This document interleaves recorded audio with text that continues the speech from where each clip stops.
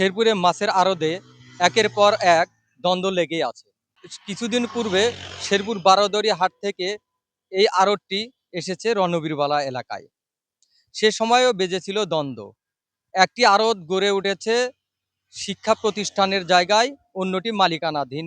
আমি দাঁড়িয়ে আছি সেই মালিকানাধীন ফিরোজ নামের মালিকের জায়গায়।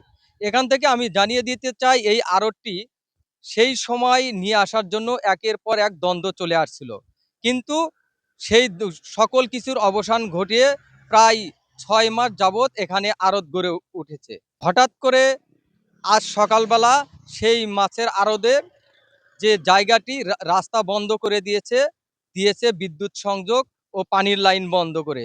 এ বন্ধ করায় চরম বিপাকে পড়েছে মাছ ব্যবসায়ী ও আড়তদাররা। তারা জানিয়েছেন এক একটি মালিকের প্রায় 30,000 থেকে 40,000 টাকার ক্ষতিগ্রস্ত হয়েছে যারা মাছ নিয়ে এসেছিল, এবং আড়তদাররাও পড়েছে চরম বিপাকে। তারা এখন বলছে যে মালিক পক্ষ এখানে আমাদেরকে রাখবে না, কিন্তু তাদের যে জায়গা নির্ধারণের পর তারা যে স্থাপনা করেছে এতে বড় ধরনের ক্ষতির মুখে পড়বে।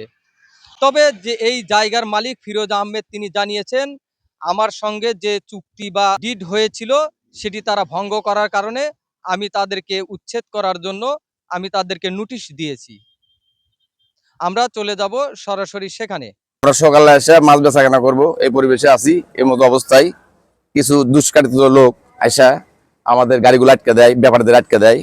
দেওয়ার পরে মনে করেন যে আমরা তাদেরকে বুঝাই যে আসলে বেচা কেনাটা করার পরে বসি, কিন্তু আসলে এরা আমাদেরকে মানে না এবং আমাদের লাইন অফ করে দেয়, বরফ অফ করে দেয়, দিয়ে আমাদের মদনের লাখ লাখ টাকা দিয়ে ক্ষতির পরিবেশ হয়ে গেছে। মালিক বহুদিন হলে চেষ্টা করছে জায়গাটা নেওয়ার জন্য, এরা দিচ্ছে না ছাইরা। এখন সমাজ আমাদের সাথে জড়িত হয়ে সমাজের সাথে সঙ্গ দিয়া জায়গাটা আগলা করার জন্য তাই চেষ্টা নিছে। আমরা তার সাথে জড়িত দিছি যে তা আমাদেরকে এত কিছু দিচ্ছে সে, তার জন্য আমরা তার পিছে আছি। মাছ কিনলে কি কি অসুবিধা হয় বলেন তো? অনেক অসুবিধা, খাজনা দেওয়া খরচা বেশি, দূরে গেলি। আর এখানে সহজ, এখানে কোনো খাজনা না, সব দিক দিয়ে শান্তি এদিকে। হ্যাঁ, তারা আমাকে ভাড়া দেবে, তারা দোকানদারি করবে। আমার তো ওটা মার্কেট হিসেবে, হ্যাঁ, ক্রেতা বা বিক্রেতার থেকে কোনো টাকা নিতে পারবে না। নিতে পারবে কি না? এরা তো আমার ডিটের শর্ত ভঙ্গ করছে। করা করে কি, ওই যারা পুকুর মাছ বিক্রি করে তাদের কাছে টাকা নেয়।